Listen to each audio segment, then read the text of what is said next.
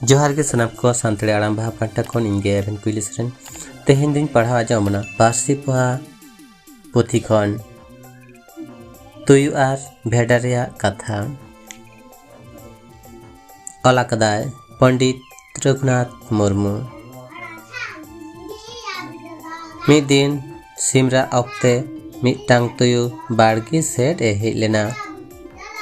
सेता दो उनी को नेल ᱧᱟᱢ केदिया आदो बो आते को लागा केदिया। तुयु दो बतर ते आडी रुतुय ए दाड़ केदा। हनते रे मिटांग कुंय ताहे काना। तुयु ओना कुंय दो बाय थीताना ओंडे ᱧᱩᱨ गडेना। सेता कोदो आदो तुयु तेज बाको नेल ᱧᱟᱢ लेदे खान ओंडे खन दको रुवाड़ेना।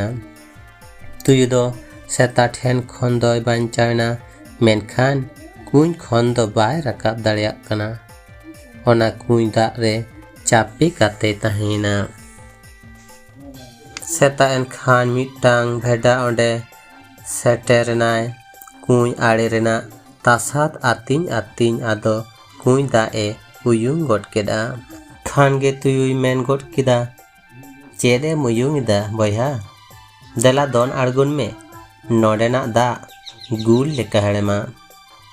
इñ मा ᱧᱩ तेहो बाñ भागाग काना। भेड़ा मेन गड केदा सारी गे। तुयुय मेन गड केदा सारी गे आम दोम गाते कान तिñा ओनातिñ लैयाम काना जहाय दो हुनंग बाñ लैया कोआ देला लगन आड़गोन में। भेड़ा दो बुगी बाड़ी चेट हो बांग उयहर आचुर काते उनी तुयुआ फैसारिया कथा ते दोन आड़गो गडेना। आदो तुयु पानते रे चापेना खान गे तुयु दो भेड़ा देया रे दे गडेना। ओंडे खन ए दोन गड कादा घुटुते आदो पीड़म पाट दाड़ केदा बीर सेन। भेड़ा दो ओंडे गे उडुडुबुय उनुम गयना। तुयुय सेयाना ओनाते बांचावेना।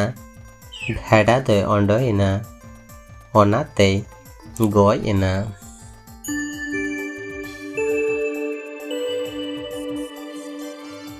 कहानी अकालका पे आइकव केदा कमेंट तालाते बाड़ा हचिन पे आर हैं। कहानी जुदी पे कुसी कदा एनखान लाइक शेयर चैनल सब्सक्राइब काते बेल आइकन जोटे दो आलपे हिड़िजा। जोहार।